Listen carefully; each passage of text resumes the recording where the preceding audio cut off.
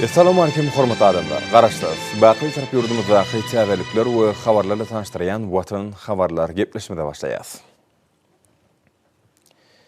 Şuun Türkmenistan prezidenti Gurbanguly Berdimuhammedow bilen Qazaqstan Respublikasynyň prezidenti Kasym-Jomart Tokaýewiň arasynda telefon arkaly söhbetleşik geçirildi.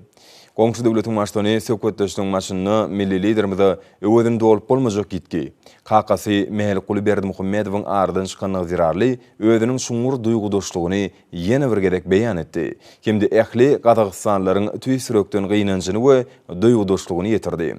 Hormatly prezidentimiz duýgudaşlyk sözleri üçin prezident Kasym-Jomart Tokaýew minnetdarlyk bildirip, berýän gollawlaryna ýokary baha berýändigini, kimdi Qazaqstanyň halkynyň we onuň lideriniň şu kyn günlerde şuňur hasraty we gynanjy paýlaşýanlygyny hormat goýýanlygyny aýtdy.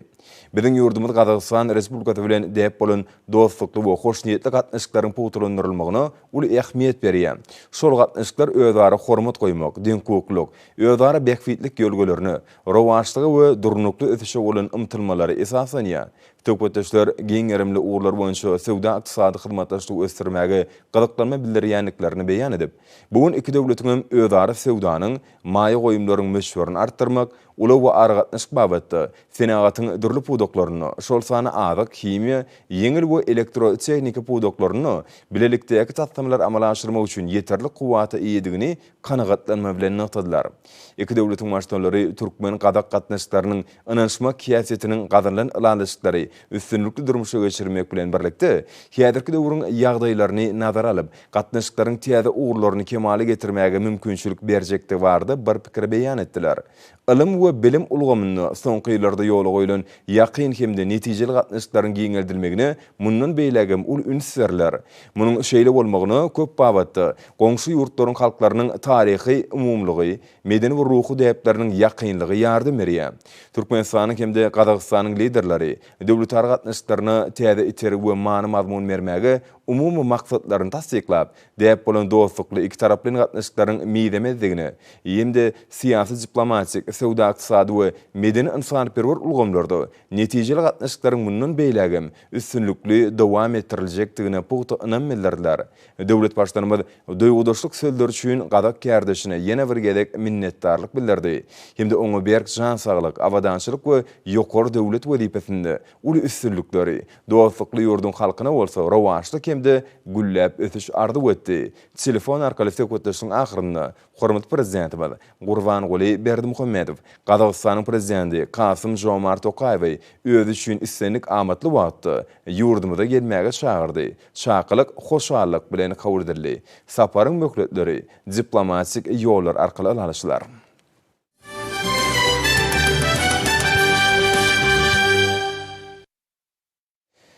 Şeýlede şuun Türkmenistanyň prezidenti Gurbanguly Berdimuhammedow bilen Täjikistan Respublikasynyň prezidenti Emomali Rahmonyň arasynda telefon arkaly söhbetleşik geçirildi.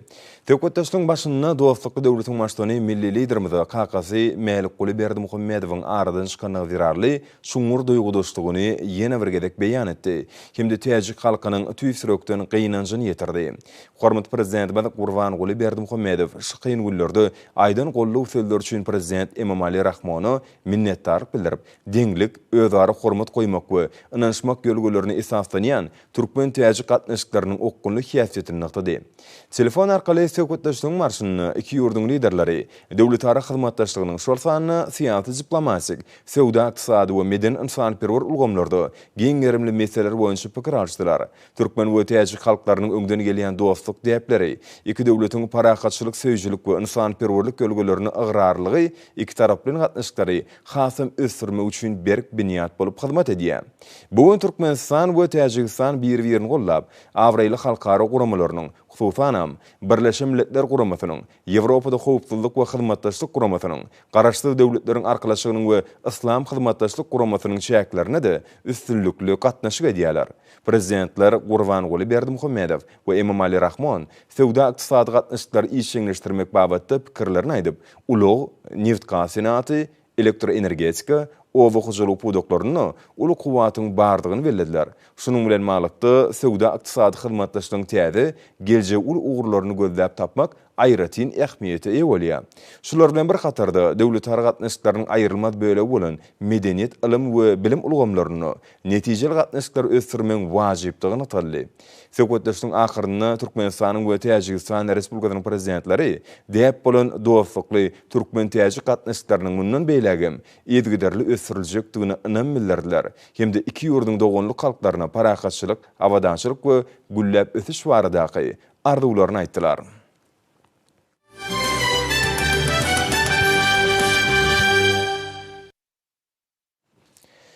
Şuun Türkmenistan prezidenti Gurbanguly Berdimuhammedow hemde Türkiýe Respublikasynyň prezidenti Recep Tayyip Erdoğanyň arasynda da telefon arkaly söhbetleşik boldy. Söhbetleşiň başynda dostlukly döwletiň başlygy milli liderimiziň kakasy Melikguly Berdimuhammedowyň aradan çykma wirarly ýene de bir gedek gynanç sözlerini beýan etdi. Onuň tutan ýerli zähmeti we Türkmen döwletiniň öňüne bitiren hyzmatlary hemişelik hakydamyzda galar. Hormat prezidentimiz Gurbanguly Berdimuhammedow prezident Recep Tayyip Erdoğany duýgudaşlyk sözler üçin minnetdarlyk bildirip, Türkiýanyň agyr ýetki zirarly ýürek ýarasyny we hasrat gaýgyny paýlaşmagyna ýokary baha berýändigini we hormat goýýandygyny belledi. Milli liderimiz Türkiýe Respublikasynyň Türkmenistan üçin dogonluk döwlet bolup, onuň bilen gatnaşyklara uzak möhletlik strategik häsiýetiň maksusyny belledi. Lideri öz nowatyny Türkiýanyň parahatçylyk söýjülükli dörejlik siýasaty alyp barýan Türkmenistan bilen gatnaşyklar putulandyrmagy we giňeltmäge ıgrarlygyny tasdiklady. Şol siýasat ýurda we onuň başlygyny dünýä giňişligine ul awra getirdi.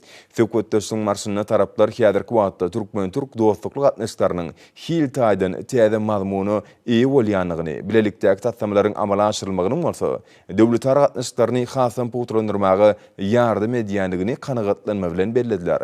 Şeýle prezidentler Gurbanguly Berdimuhammedow we Recep Tayyip Erdoğan iki tarap bilen görnüşdi. Hemde awraýly halkara guramalarynyň şäklerini üstünlükli ösdirilýän özara bekfitli hyzmatdaşlygyň esasy meseleleri boýunça pikir açdylar.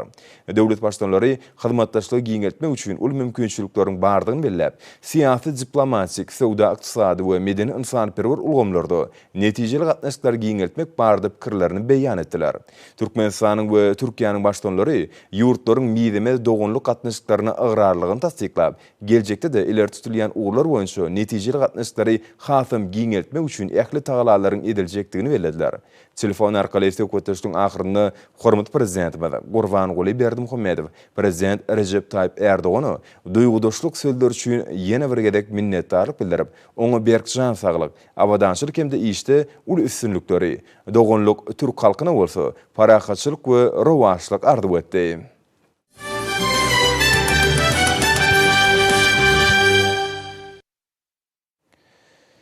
Şuun hormat prezidentimiz Gurbanguly Berdimuhammedow sanly ulgam arkaly Aretsy halkara kampaniýalary toparynyň ýolbaşçysy Igor Makarov, King Spalding hukuk kampaniýasynyň baş direktory we hyzmatdaşy Andrew Hrusko, Rizvi Travels Management LLC kampaniýasynyň isatlandyrjylarynyň biri we baş maýa goýum direktory, Suhayl Rizvi, Legacy Mali kampaniýasynyň baş direktory, Aretsy halkara kampaniýalary toparynyň prezidentiniň geňeşçisi Evgeniy Frenkel bilen duş geçirdi.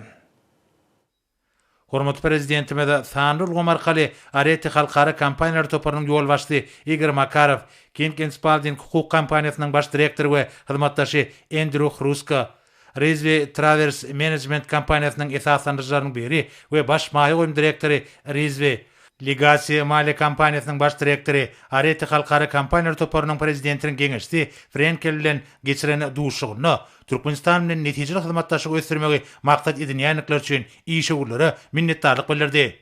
Milli liderimiziň belleşýäli ýurdumyz ýeri halkara işgur düzümleri we dünýäniň öňde barjy kampaniýalary bilen ýödary bekfiti gatnaşyklary giňeltmäge uly üns berýär.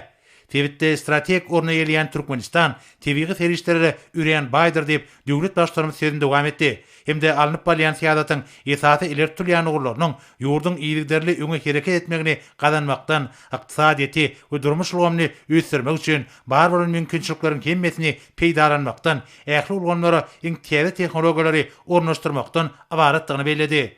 Şunun bilen baglanykda energetika pudogyny ösdürmek, ykdysadyýatyň dürli pudoklaryna maýa goýumlar çekmek üçin, maýa goýum ýagdaýyny gowlandyrmak, saglyk goraş, bilim, ilim we işegurlyk ulgamlarynyň derejesini hil taýdan ösüşini üpsüz etmek maksady bilen täze maglumat tehnologiýalaryna maýa goýmak ýaly strategik ugurlar arawaşlyk kazanmagyň möhüm ýagdaýlar bolup durýar. Hormat prezidentimiň belleşi ýaly bugünkü duşuk hemde ara alınıp maslahatlaşylmaga çykarylan meseleler amala aşyrylýan strategiýanyň bölegidir. Döwlet başlarymyz Türkmenistanyň tassamalary amala aşyrmaga gatnaşmak üçin halkara maýadarlaryň konsorsiumynyň düredilmek wagtynda gepleşikleriň başlanýanyny gollap, işgörleriň ähli gurlar boýunça tekliplerine gyzyklanma bilen garamaga taýýardygyny aýtdy. Soňra çykyş eden Areti halkara kampaniýalar toparynyň ýol başçysy Makarov duşuň gurulanyny üçin hormat prezidentimize tüýt ýürekden hoşallyk bildirip, döwlet başlarymyzyň kakaty Mäýelkuly Berdimuhammedowyň aradan çykmagy derarly çuňur gynanç sözlerini aýtdy. Milli liderimiň kakaty baradaky rewşen hakyda nurana insan, parasatly halipa hemde ömrüni watany gopaly gulluk etmäge başlan hakyky watançy hökümine onuň ýakynlarynyň we ähli ýerleşleriniň ýüreklerini hemişelik galar diýip Makarov belledi. Hemde Türkmenistanyň prezidentine we ýakynlaryna tabir kanagat we şu kyn döwürde ruhy durnuklyk ýaly duýguduşyk sözlerini beýan etdi. Soňra Ken Genspaldin hukuk kampaniýasynyň baş direktori we hyzmatdaşy Andrew Hruska söz berdi. Ol ilki bilen milli liderimiň kakaty Mäýelkuly Berdimuhammedowyň aradan çykmagy derarly döwlet başlarymyza çuňur gynanç sözlerini beýan etdi. Işe görä öýdary bähbetli hyzmatdaşyň esasy gurlaryny ara alyp maslahatlaşmagy döredilen mümkinçiligi üçin tüýt ýürekden hoşallyk bildirip, wekilçilik edýän halkara işe düzüminiň dünýäde jogapkärli we ygtybarly hyzmatdaş hökümine özüni tanadan Türkmenistan bilen ýakyn gatnaşyklary ýola goýmak üçin taýlanyp alynmagynyň uly hormatlygyny aýtdy. İşe görüşlerini dowam edip şu duşga wekilçilik edýän kampaniýalaryň diýipkinli ösýän Türkmenistan bilen hyzmatdaşlyk gyzyklanmalaryny tatbiklap, döwlet başlarymyzy öz kärdeşleri hemde dürli pudoklarda ýürütilen holdingleriň alyp barýan işleri we dünýäniň ençemi ýurtlaryna iş alyp barmakda toplan uly tejribeler bilen tanıştyrdy. Milli ykdysadyýatyň görkezleriniň taýdaşly ösmeginiň, ýurdumyzyň ägir türlü terişli kuwatynyň beýleki döwletler hemde ýöňdebarjy we awraýly holdingler tarapyndan ýöňdary gatnaşyklary işleňleşdirmäge ýardym edýändigine aýratyn üns çekildi. Türkmenistanyň dünýädäki bilen awraýy, üren ýagyrt uly terişlere we ykdysady kuwaty bolan ýurdumyzda daşary ýurtly hyzmatdaşlaryň ünsüniň barha artýanyny görkezýär. Şunuň bilen baglykda bir näçe anyk teklipler beýan edildi. Hormat prezidentimize teklipler üçin minnetdarlyk bildirip, şol teklipleriň döwlet ýadatynyň esasy ilertilýän urlaryna kybap gelýänini aýtdy. Hemde türkmen tarapynyň hüdürlünün taslamanyň durmuşa geçirilmeginiň meselelerini üstüne konsorsium bilen işe girişmäge taýýardygyny belledi. Döwlet başlarymyza taslamanyň amala aşyrylmagyna ýardam bermek maksady bilen baglanyşdyrjy halka we hyzmatdaş hökümine Areti kampaniýasyny teklip etdi. Büyük kampaniýa bilen hyzmatdaşlyk dürli taslamalarda 25 ýyldan urak wagt bäri amala aşyrylýar. Kampaniýanyň energetika pudogyny iş tejribesi hemde ýurdumyzda we daşary ýurtlardaky awraýy Türkmenistanyň taslamada döwletimiziň bildirýän berk talaplaryna we garaýşlaryna laýyklykda wekilçilik etmegine anam döredýär diýip hormaty prezidentimiz aýtdy. Milli liderimiz taslamany işläp düzmek we şertnamalaryň resmi namalary taýýarlamak üçin degişi ýol başlary düzümine ugurdaş döwlet idaralarynyň wekilleri girecek iş toparyny döretmegiň şeýlekem nowatdaky duşukda bellenlen meýilnamalary durmuşa geçirmek boýunça anyk çäreleriň kesgitlenjekdigini aýtdy. Soňra online duşunyň dowamyna Rizvi Travels Management kampaniýasynyň esaslanjylarynyň biri we baş maýa goýum direktori Rizvi gatnaşyklaryň möhüm urlaryny ara alyp maslahatlaşmaga döredilen mümkinçiligi üçin milli liderimize hoşallyk bildirip, hormatly prezidentimiziň kakaty Mäýelkuly Berdimuhammedowyň aradan çykanlygy derarly çuňur gynanç sözlerini beýan etdi. Rizvi hormatly prezidentimizi özüni çekiji maýa goýum ýagdaýyny döretmek üçin derur bolan hukuk binýadyny ornaşdyrmagyň ýöňdebarjy tejribesi boýunça ýurtlary we halkara guramalaryna maslahat bermegiň köp ýyllyk we üstünlikli tejribesine eýe bolan özüniň wekilçilik edýän kampaniýasynyň işi bilen tanıştyryp, Şweýçariýa tarapyndan ýolbaşçylyk edilýän ähli maliýe institutlaryň konsorsiumynyň Türkmenistanyň durmuşa geçirilýän taslamalary maýa goýmaga gyzyklanma bildirýänini tasdiklady. İşe görä kampaniýanyň ägir türlü uglevodorod gorlaryny özleşdirmek üçin täze düzümler döretmek barada türkmen tarapynyň garaýşlaryny tasdiklaýanyny bellädi. Şunuň bilen baglykda Türkmenistanyň durmuşa geçirýän bitaraplyk ýadatynyň ähmeti bellenildi. Munyň özü onuň durnukly ösüşiniň esasy şerti bolup hyzmat edýär. Döwlet başlarmada beren maglumatlar üçin minnetdarlyk bildirip, ykdysadyety, mali we durmuş bolganlaryny ösdürmekde peýdalanyp bilinjek ýokary tehnologiýalar babatdaky ýokary hilli innowasion taslamalary Türkmenistanyň gyzyklanma bildirýäniňi aýtdy. Döwletiň degişi daralaryna küdürlenen maglumatlary öwrenmek, kampaniýanyň wekilleri bilen taslamanyň her bir meselesini ara alyp maslahatlaşmak we geçirilen işler boýunça meýilnamany taýýarlamak tapşyrylar diýip milli liderimiz bellädi. Hormat prezidentime de taraplaryň ara alyp maslahatlaşylan taslamalara degişli meýillerini bugünkü online duşunyň tesbirnamasynda birlige almagy teklip edip, burada hyzmatdaşyň mundan meýläki birlikdäki hereketleriň nobatdaky duşunyň şäherlerini ara alyp maslahatlaşyljakdygyny bellädi. Soňra Areti Halkara Kampaniýalar toparynyň ýolbaşçysy Makarov öz çykyşyny ýolbaşçy diýen işegurluk düzeminiň Gurbanly Berdimuhammedow adynaky haýır sahabat gaznasyna pul serişdelerini geçirmegi maksat edinýäniňi aýtdy. Şol serişdeleri üdüp gelýän nesillerini gollamaga gönükdirler. Hormat prezidentimiz hoşniyetli maksatlar üçin Areti Halkara Kampaniýalar toparynyň ýolbaşçysyna minnetdarlyk bildirip, Türkmenistanyň döwlet ýadatynyň möhüm ilertirýän ugurlarynyň biriniň ýaş nesilleräň awadançygy baradaky alada bolup durýanyny bellädi. Hormat prezidentimiz Kakaty Meýelkuly Berdimuhammedowyň aradan çykanlygy derarly aýdan tüýsürekden duýgudaşlyk we golluk sözler üçin kampaniýalaryň ýolbaşçylaryna minnetdarlyk bildirdi. Duşun ahyrynda milli liderimiz hemde işegurlar birek-birege pek niýetli arzuwlaryny aýdyp, ananşmak we öýdary beýafytlyk görelleri esasyna hyzmatdaşyň dowam etjekdigine anan bildirdiler. Türkmenistanyň prezidenti Gurbanly Berdimuhammedowyň Mehriban kyblasy Meýelkuly Berdimuhammedowyň aradan çykma virarly gynanç hatlar gelýär. Onuň alhydraty Türkmenistanyň prezidenti Jenap Gurbanly Berdimuhammedow sizin kakaňyz Meýelkuly Berdimuhammedowyň aradan çykany barda habary gynanç bilen kabul etdim.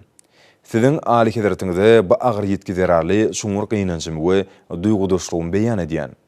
Merhumyň ruhy aram tapsyn. Beýik Allah onu öz dergäkine kabul etsin. Beýik bir bardan size we sizin maşgalaňyza güýç, kuwat we sabr kanagat dileýän.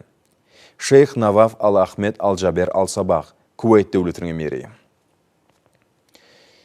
Türkmenistan prezidenti Gurbanly Berdimuhammedowyň adyny Mehriban kyblasy Meýelkuly Berdimuhammedowyň aradan çykma virarly gynanç hatlarynyň gelip gowuşmagy dowam edýär.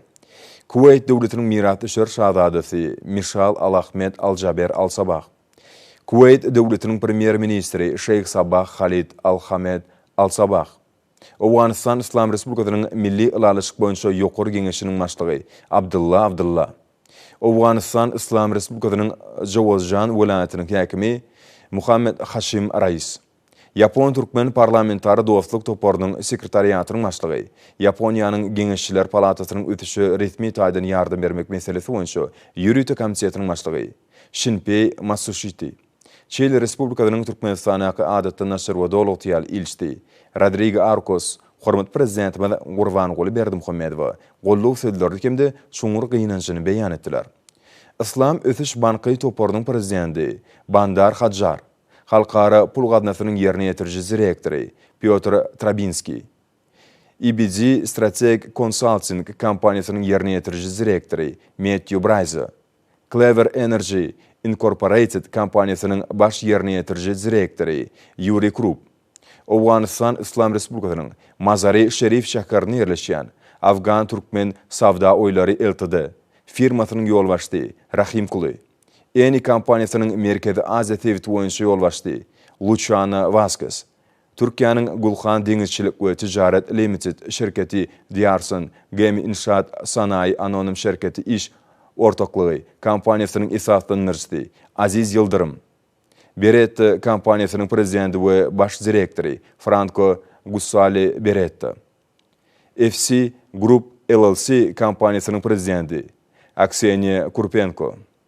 Albader International Development Company kompaniýasynyň başlygy Yusuf Abdulaziz Albader, BMW Group kompaniýasynyň Günnogur Ýewropa we Merkezi Aziýa boýunça sewitleýän menedjeri Viktor Eisenbraun, GCB Sales Ltd kompaniýasynyň dolandyrjy direktori Dan Tomstown, Petrofak kompaniýasynyň ýerine ýetirji direktori Sami Iskander, Vinci toparynyň direktorlar geňeşiniň vitse-prezidenti Evtibo Desilgi, General Electric kompaniýasynyň Russiýa we garaşsyz döwletler arkalaşy boýunça prezidenti Bela Ferenci, General Electric kompaniyasının yaqin Günnogor we Demirgazyk Afrika boýunça prezidenti Joseph Anis.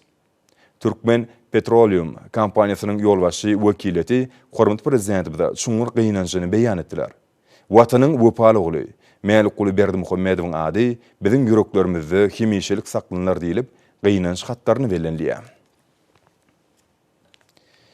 Watan habarlar gepleşimiz dowam edýär. Şuň Milli Geňeşiň mejlisinde parlamentlaryň ýolbaşçylarynyň arasynda video aragatnaş görnüşini parlamentarlaryň halkara paragaçylygy ynanşmagy berkitmekdäki ornatly duş geçirli. Bu şäher Türkmen tarapynyň başlangyjy boýunça uruldy. Hemde şaly senelere Türkmenistanyň mukaddes garaşlygynyň 30 ýyllygyna we baky bir taraplygyň 20 ýyllygyna hemde halkara paragaçylygy ynanşmak ýylyna başlandy. Duşun dowamyna parlamentarizmin gurallaryny häzirki döwrüň möhüm meselelerini çözmekde ulanmak bilen bagly netijeli pikir alşmalar geçirli. Taňly ulgam arkaly dünýäniň ençime ýurtlarynyň parlamentlarynyň ýollaşçylarynyň çykyşlary dinlendi. Hormatly prezidentimiz Gurbanyňly Berdimuhammedowyň 2021-nji ýyly halkara paragaçylyk we ynanşmak ýyly diýip eglan etmek barada başlangyjy Birleşen Milletler Guramatynyň baş assambleýa tarapyndan bir agzdan gollandy. Hemem 2019-njy ýyly degişli kararnamada berkidildi we ähli döwletleri dünýäniň ykbaly üçin öz jogapkärçiligini duýmaga, artýan nägilelikleri durdurmaga, häzirki zaman halkara ýagdaýyny seljermäge we oňa taryhy hemde gelecegiň nukdaý nazaryndan paýhatly garamagy öz bolşly çağırış bolup ýaňlanyny diýilip maslahatdan ygdaldy. Şoň bilen baglykda parlamentliň bilelikdäki işleri aýratyn ähmiýete eýe bolup, halkara gatnaşyklaryny gowlandyrmak, dünýä siýasatyna ynanşmagy dikeltmek, halklaryň arasyna hormat goýmak gatnaşyklarynyň medeniýetini berkitmek üçin zerur şertler döretýär. Duşun dowamyna Russiýanyň, Hytaýyň, Türkiýanyň, Ýaponiýanyň, Koreýa Respublikasynyň, Pakistanyň, Owganistanyň, Belarusyň, Azerbaýjanyň, Ermenistanyň, Gazagystanyň, Özbegistanyň, Täjikistanyň, Kyrgyzstanyň, Moldowanyň hemem beýlekleň parlamentlarynyň we dürli geňeşläriniň ýollaşçylarynyň hemem wekilleriniň sanly ulgam arkaly ýüllenmeler dinlendi. Çykyşlarda bitarap Türkmenistanyň halkara paragaçylygyny, howpsuzlygy we durnuklygy pugtalandyrmakda, häzirki döwrüň wajyp meselelerini çözmekde oýlanşykly çözgütleri işläp dönmekde eýleýän işçiň ornuny ygtaldy. Şunda milli liderimiň döwletliň hemde halklaryň arasyna özara düşünşmek we raýdaşlyk gatnaşyklaryny ilerletmek, midemez umumy adamdat gymmatlyklaryna awadanslygyň bähwitlerini gawat gelýän netijeli, hormat goýmak gatnaşyklaryny we köp ugurly netijeli hyzmatdaşlyk ýeňeltmek babatdaky başlangyçlarynyň aýratyn wajipligi bellendi. Halkara parlamentiniň gün tertibiniň möhüm meseleleriniň hataryna hökümetliň gol çeken halkara şertnamalarynyň we ýalaşyklarynyň ýerine ýetirilmeginiň kepillendirilmegi, halkara hukugynyň pugtalandyrylmagy, tutuş dünýäde paragaçylyk we howpsuzlygy gollamakda Birleşen Milletler Guramatynyň ornunyň tasdiklanmagy, uzak möhletleýin durnuklygy saklamak, jedellen we gapma garşylyklaryň öňüni almak möhüm guraly hökmüni öňüne alş diplomatiýatyny gollamak hemde berkitmek we beýlikler görkezildi. Şoň ýaly duşukda halkara paragaçylyk we ynanşmak ýylynyň şäherlerini bilelikdäki şäherler geçirmek mümkinçilikleri aralanyp maslahatlaşyldy. Parlamentary hyzmatdaşlygyny mundan meýlekde ösdürmek barada pikir alşyldy. Duşu gatnaşylar Türkmen tarapyna bu matlagada ýokary derejede guranyny üçin hoşallyk bildirdiler. Hemem jemleýici öwretmenamany kabul etdiler. Onu oňyň sebit hemde ähli umumy hereketleri höwetlendirmekde, ýer ýüzünde durnukly ötüşiň we güllä ötüşiň bähwidine paragaçylyk we ynanşmak medeniýetini ilerletmekde bilelikde işlemeň esasy düzgünler berkidildi. Mektep okuwçylarynyň arasynda dürli ugurlar boýunça geçirilýän bäsleşikler Aşgabat şäheriniň 140 ýyllygyna başlanýar. Ýaşlaryň arasyndaky bäsleşikler dörejülük işleriniň ýokurlanmagyna ýardam edýär. Şeýle bäsleşikleriň izgiderli geçirilmegi okuwçylaryň okuyup başarnyklaryny ýüze çykarmaga mümkinçilik berýär. Bäsleşikler halkara tejribeleriniň öwrenilmegine mümkin edýär. Hormatly prezidentimiň ýaşlaryň arasynda dürli bäsleşikler geçirmek bilen ýokary netijeler gazanmagy esasy wezipeleriň bir hökmünde keskitlemegem oňy netijeler besenýär. Türkmenistanyň bilim ministrligi bilen magtun uladynaky ýaşlar guramatynyň merkezi geňeşiniň Aşgabat şäheriniň 140 ýyllyk münasibetli eglan eden paýtagtymyzyň umumy bilim berýän mekdepleriniň okuwçylarynyň arasynda robot tehnikasy boýunça bäsleşiginiň şäher tapgyry geçirildi.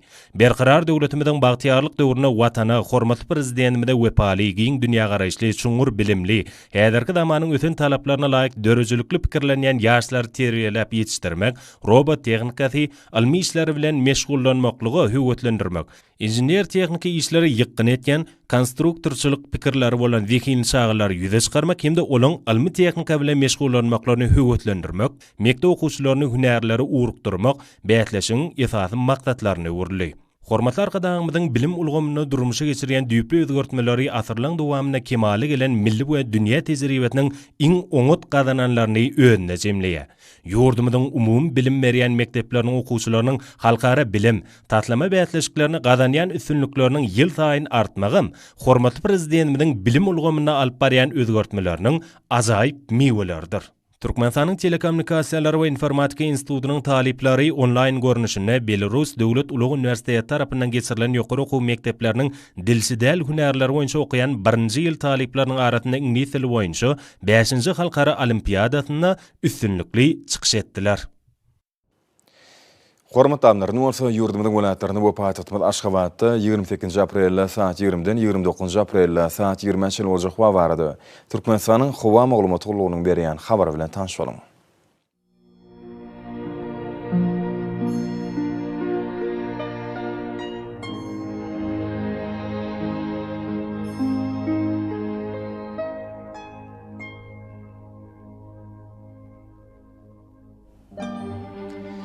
Balkan welaýatyny ütkäp durýan bulut hawa bolup ýağış şahar ýyllarym çakma mümkin. Demirada kulmatardan tiýilis kunta 9-14 metre ýetýän şemal ufer. Hawa gejesine 12-17 gradus, gündüzine 20-25 gradus. Kenerak taraplarına bolsa 16-21 gradus maýl bolar. Ahal welaýatyny ütkäp durýan bulut hawa bolup ýağış şahar ýyllarym çakma mümkin. Demirada kulmatardan tiýilis kunta 9-14 metre ýetýän şemal ufer. Hawa gejesine 17-22 gradus, gündüzine 26-31 gradus, gün örtügünleri taraplarına bolsa 35 gradus maýl bolar. Mar welaýatyny ütkäp durýan bulut hawa bolup Demirada kulmatardan tiýilis kunta 9-14 metr käýerlerini 17 metrçe ýetýän şemal ufer. Hawa gejesine 15-20 gradus maýl, gündüzine 32-37 gradus ysy bolar. Leva welaýatyny ütkäp durýan bulut hawa bolup Demirada kulmatardan tiýilis kunta 9-14 metr käýerlerini 17 metrçe ýetýän şemal ufer. Hawa gejesine 15-20 gradus maýl, gündüzine 32-37 gradus ysy bolar. Daşawd welaýatyny ütkäp durýan bulut hawa bolup Demirada kulmatardan tiýilis kunta 9-14 metre ýetýän şemal ufer. Hawa gejesine 16-21 gradus, gündüzine 25-30 gradus maýl bolar.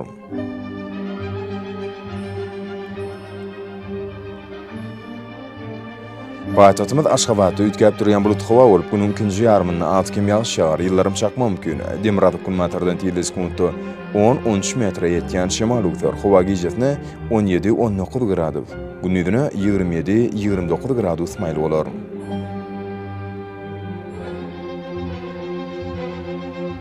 Ýurdumyz boýunça aprel aýynyň 29-nda magnet hadisasynyň durnukly ýagdaýda saklanyny arşylýar.